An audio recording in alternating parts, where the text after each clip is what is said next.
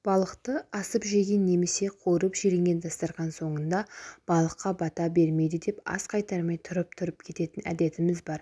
Себебін сұрасаңыз, бірі білмейміз десе, екіншілері балықты бағуға үй иесінің еш еңбегі кеткен жоқ, бісмілләсі айтылып бауыздалмаған, сондықтан бата сұралмайды деседі.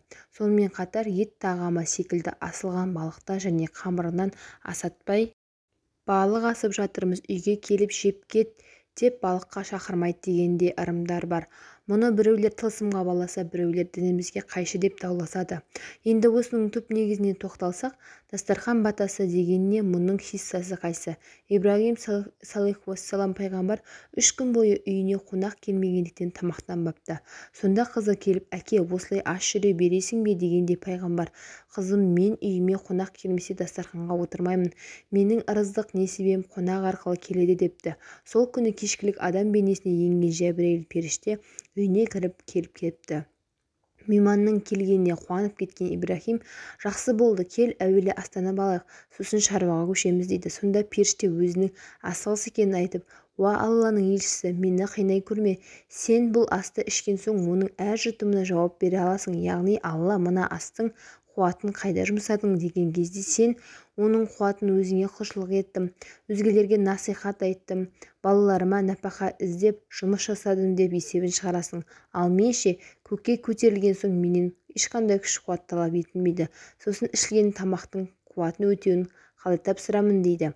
Сонда пайғамбар, сен тамақтан еш қорықпай іше бер, оның өтеуін сенен мен аламын дейді. Сөйтіп екеуі тамақтанып Алланы ұлықтап әңгімелеседі. Ас ішіліп болған соң Ибрахим қолын жайып, ал Жәбірейіл, мына ішкен жеген тамағының өтеуі болсын, дастарханның батасын бер дейді.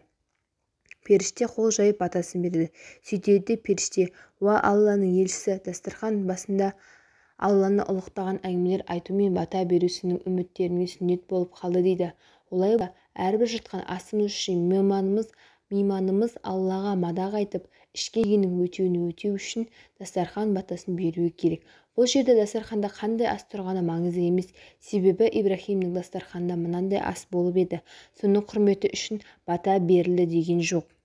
Балық бісмілләсіз бауыздалмағандығы үшін дейтінде жорамалы бар. Алайда бұл шындықтан алыс. Халал болған нәрсенің барлығына дұға жасайтын болса, неге балыққа жасамасқа? Мұхаммед саллаллаху алейхи вассалам судағылардың барлығы халал екенін айтты және жеміс желінген дастарханға да бата береді ғой. Сонымен қатар балықты тірілей бауыздаудың керегі жоқ екендігі жөнінде Мұса саллаллаху алейхи вассалам жеткен хисса бар. Перғауын Мұсаның құдайымен соғысамын деп сандық жасатып, оның 4 жанына самұрық құсты байлайды.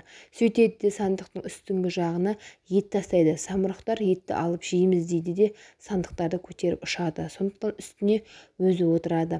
Осылайша ол Аллаға барамын деп ойлайды, бірақ бұлттан асып кеткен соң шексіз көктің түбіне жете алмайды. Сол кезде Перғауын, я Алла, мені халқыма масқара етпе, мен мына оғымның ұшын қанға бояп бер дейді де садақ кергісін босатып қалады. Алла бұл тілегін қабыл етіп Жәбірейілге бұйрық беріп, оғын қағып алды, балықтың мойны секеп қан ет дейді. Періште тапсырма бойынша оқты қағып алып балықтың мойнына секемек болған кезде балық, я Алла, неге кәпірдің оғын менің қаныммен былғамақсың деп жылайды. Сонда Алла тағала адамдар үшін бауыздамадым, енді адамдарға халал боласың дейді. Бұған қуанған балық келіседі деп келеді әфсаналарда. Демек адамның бағып-қағып қан шығарып бауыздамағанның бұл жерге қатысы жоқ. Олай болса балыққа бата бермейді деген қайдан шықты дерсіз? Оның мәні мынада жатыр. Біздің салт-дәстүріміз бойынша мейманға мал соярда мынандай әдеп ұстанады. Соятын малдың аяқтарын байлап қыблаға қаратады да қонағын шақырып бата сұрайды.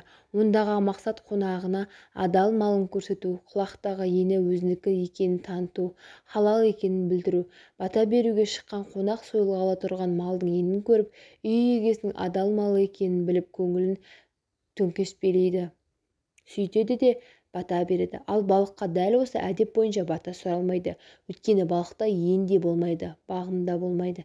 Міне балыққа бата сұралмайды деген ырымның мәні осы екен.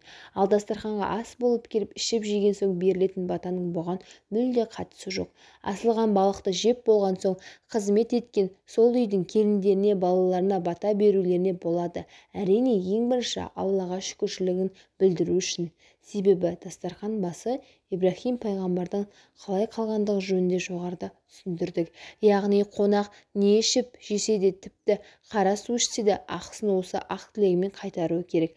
Тіпті дін өкілдері асылған балық жегілген соң сол дастарханда Құран оқуға бола ма деген сұраққа жоқ деп жауап жіберген емес. Құран барлық астан кейін оқуға болады, тек дастарханда харам нәрселер болмаса болды. Асылған балықтың етін асатпаудың да астарында ырым ететінде ешқандай тылсым жоқ. Балық сүйегі майда болғандықтан ол адамның тамағына кетіп қалады деп сақтық жасаудан қалған. Асылған балыққа қонақ шақырмаудың да сыры осы. Сондықтан бұл екі ұстанымда ешқандай діннің қатысы жоғын, тек қана әдеп пен сақтықтан екендігін білгеніміз абзал.